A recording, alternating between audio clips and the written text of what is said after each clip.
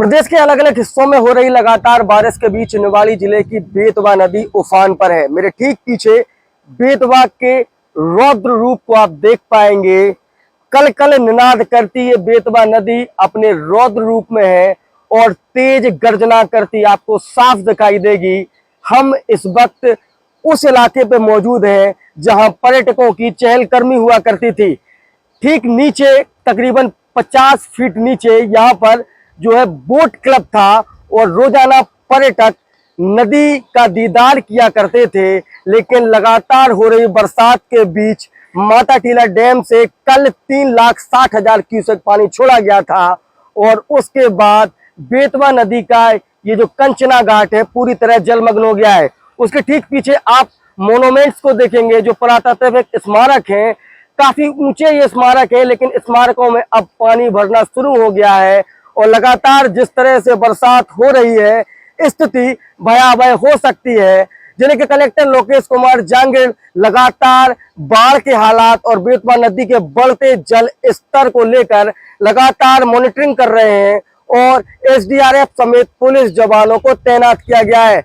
नदी के चारों तरफ के इलाके में जो एसडीआरएफ और पुलिस है उसने बैरिकेड्स लगाकर लोगों को रोक दिया है। राजबोट क्लब मेरे ठीक सामने आप देख पाएंगे, ये गुलजार हुआ करता था ये पूरा इलाका। यहाँ पर रोजाना हजारों की संख्या में देसी और विदेशी सैलानी यहाँ पर जो बोट क्लब के जरिए जो जो जो नौका विहार है वो करने आया करते थे और सामने जो है ढेर सारे पर्यटकों के लिए अलग अलग सुविधाएं या अलग अलग जो जो चीजें थी, अलग अलग जो मनोरंजन के साधन थे वो उपलब्ध कराए जाते थे, वो पूरी तरह बंद हो गए हैं क्योंकि बेतवा लगातार अपने रौद्र रूप में है।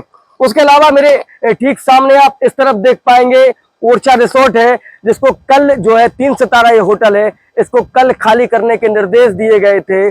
कल इसको खाली करने के निर्देश दिए जाने के बाद अब इसको खाली कर दिया गया है। इसमें किसी तरह का कोई पर्यटक अब मौजूद नहीं है और पेड़ों को देखिएगा, चूंकि पूरा प्राकृतिक सौंदर्य से घिरा हुआ इलाका है ओरछा। उस तरफ जो सेंचुरी एरिया है उसमें जो बैठने का जो इलाका था, पर्यटक सेंचुरी एरिया में घूमने के लिए आया करते थे और जिस स्थान पर वो बैठा करते थे वह भी जलमग्न है।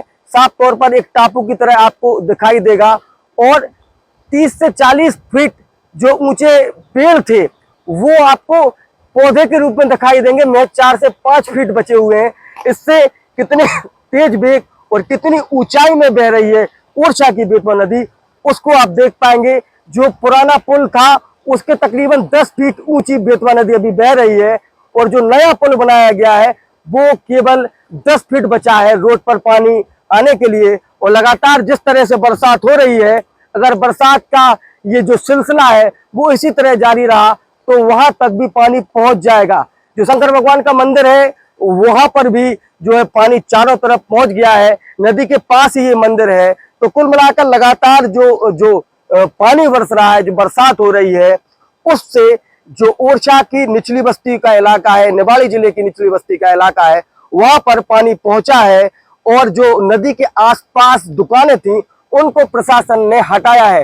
जिले के कलेक्टर लोकेश जांगिड़ लगातार मॉनिटरिंग कर रहे हैं। एसडीएम अनुराग निगबाल पिछले 2 दिनों से यही डेरा डाले हुए हैं। सुनील वाल्मीकि जो तहसीलदार हैं, सीएमओ हैं, सभी प्रशासनिक टीम लगातार जो पानी का बढ़ता जल स्तर है उसकी मॉनिटरिंग कर रहे हैं। लगातार इस बात का पता लगाने की और इस बात का कम्युनिकेशन करने की कोशिश की जा रही है कि माता टीला से अब कितना पानी छोड़ा जाएगा, क्योंकि लगातार प्रदेश भर में हो रही बारिश के बीच जो तालाब है, जो डैम है वो लबालब है और लगातार जो डैम है उनसे पानी छोड़ा जा रहा है और उसी का नतीजा आप देख रहे हैं कि जितने भी पुरातात्विक स्मारक हैं या जो भी आसपास जो नदी के आसपास के इलाके हैं वो पूरी तरह से जलमग्न हो गए हैं और जो सूर्य भगवान है वह भी बीच में आंख मिचोली का खेल इस पूरे इलाके में कर रहे हैं। तकरीबन आधा घंटे बरसात हो जाती है, उसके बाद 10 मिनट के लिए फिर